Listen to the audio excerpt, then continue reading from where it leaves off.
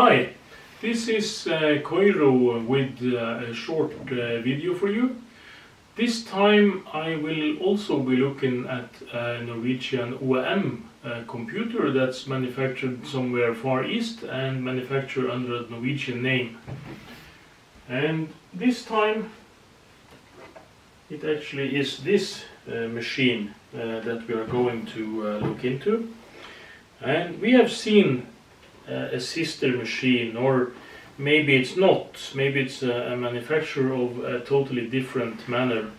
And this is actually a machine that's, I will use the word manufactured by the Norwegian company Datavarehuset, and they sold their computers mostly under the Brick name when they did this, but they also had a quite large business selling to resellers and other outlets, and they also manufactured some computers that was sold under other brands to other part owners of that company.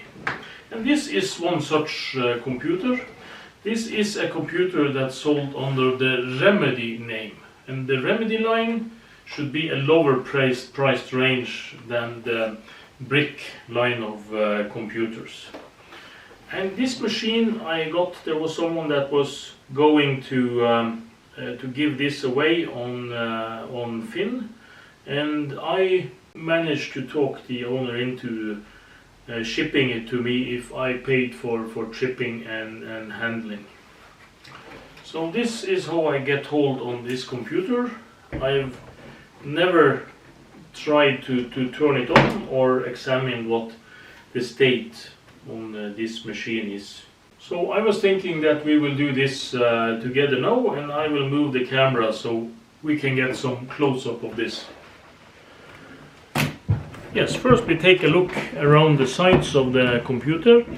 You have a 25-pin printer port, you have a serial port, you have a port for either keyboard or mouse, or maybe both with a breakout connector, and you have a VGA connector here. There is also another optional plug or something that's blocked out here, and you have two knobs for regulating contrast and light on the screen.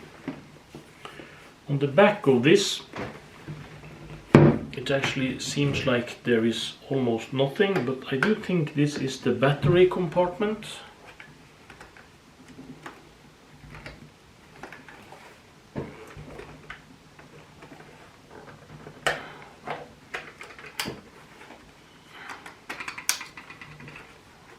So this is one battery,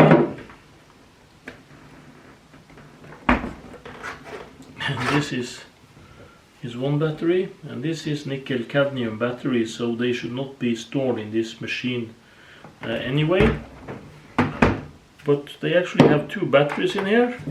Maybe that means that you can just change one battery at a time if you want to prolong the life of the machine, and you don't want to turn it off to put more batteries in if you have more of them. And both these batteries seems to have the same markings, so they should be about the same size, and it's stated 1.3 amps multiplied by 2 hours. And on this side of the machine we have the power connector and we have the floppy drive. And with this machine I did get a power brick. I've never tried to connect this or turn it on, as I said, but that is something we will do now. And this is a switch mode power supply. They almost never fail with giving out too high voltage. So I will just try to turn this on and see what happens.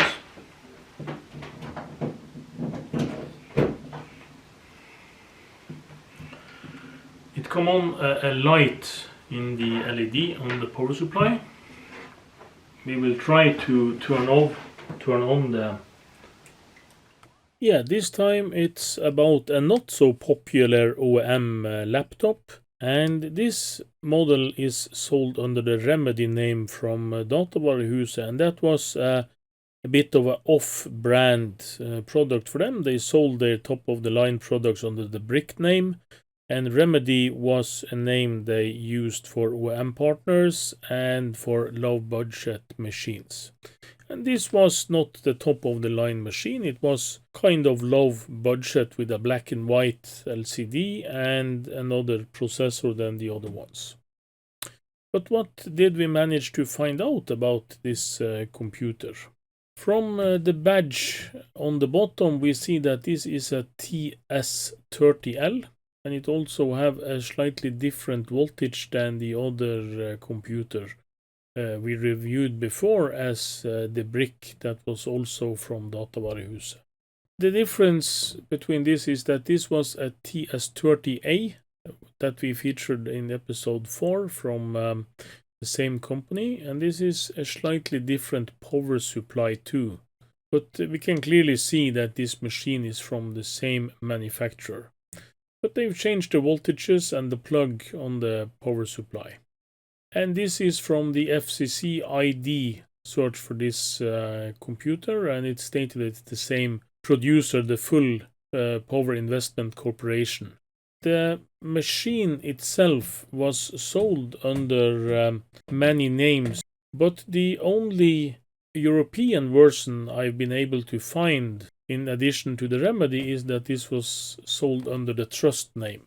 And Trust is not a company mostly known for their computers, but they've sold all kinds of peripherals for computers since the early times of the PC industry. And there are some of these machines for sale. This one is listed currently on eBay for 65 euros as a starting bid, and they sell this without the PSU, so the buyer will have some problems with getting this to work as it should.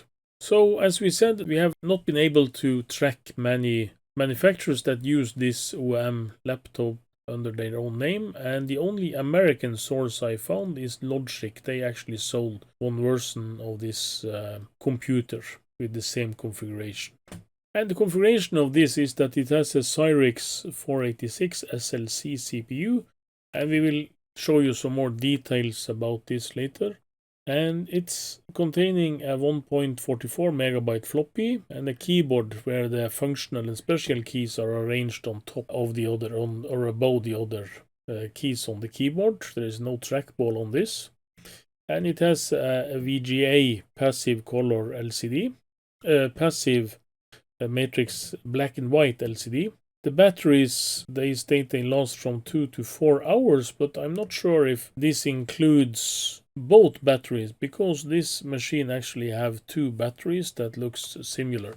So that might be with 1 or 2 batteries, battery life is stated. And it weighs about 3 kilos without the power supply, and it's manufactured by the Full Power Investment Corporation. And the Cyrix 486 SLC is kind of a strange beast.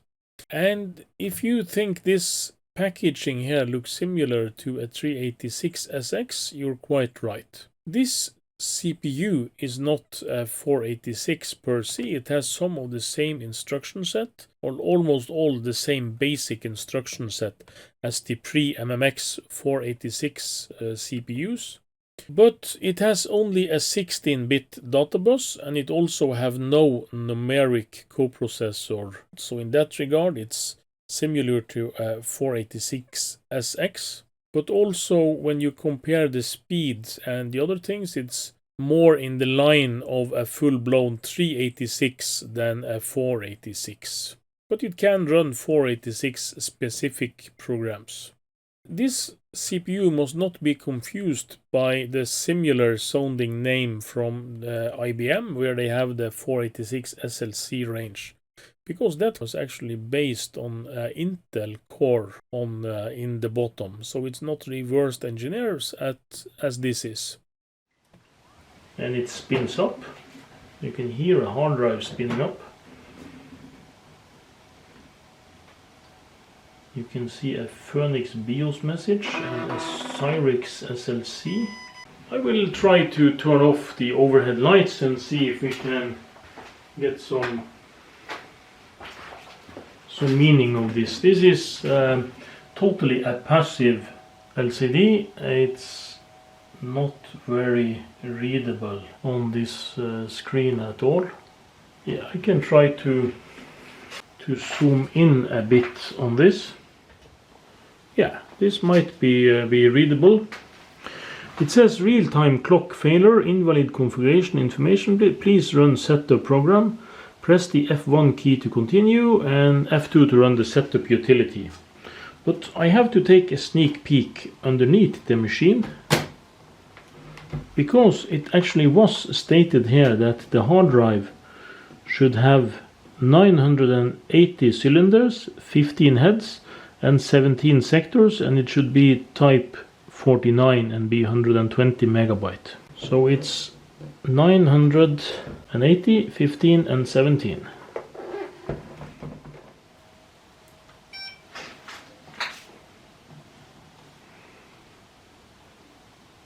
Hit any key, and we do have some standard issues set up here.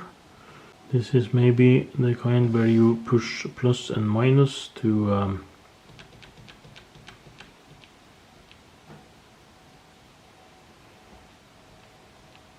November 20, I think it's the 27th today. And the hard drive type 48, and they said that this should be 49. There 49, yeah, and it states the right parameters just as it is.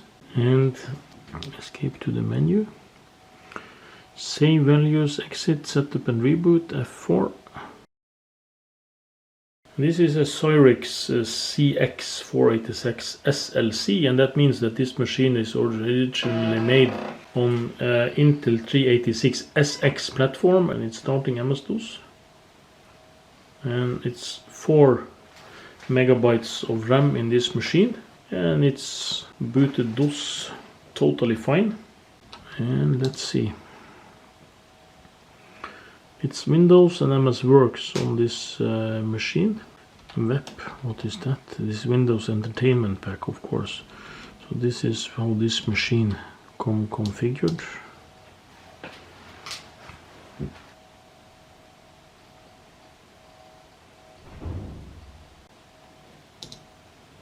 Yes, so the machine works, but it's totally new installed on this.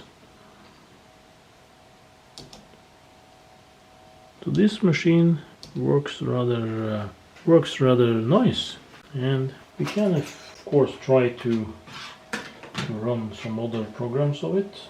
Check if the floppy drive is working.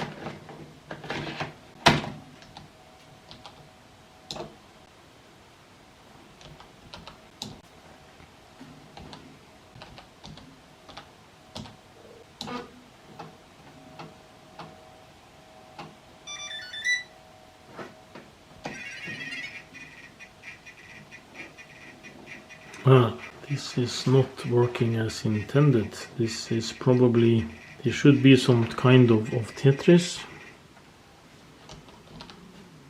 Let's switch the video mode, but the screen is not working with that. And we do have Pac-Man clone on the same disk.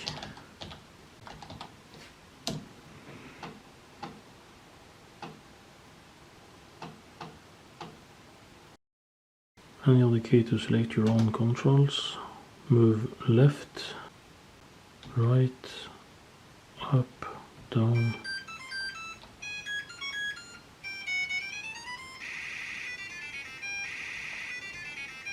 Oh, I do think this is a bit fast.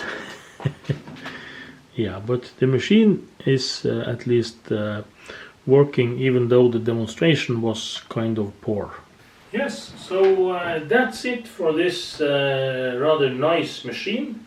And as I said, this is a Taiwan manufactured clone that was sold in Norway with the Remedy Note name, and this was a name that was used by the low budget brands kind of stuff from the Norwegian company Datavarehuset. So that's it for this short episode. It's good to have a working machine from time to time when we do this kind of walkthroughs. Please hit subscribe if you want to be notified when we post new videos. Thanks for watching and hope to see you in the next one.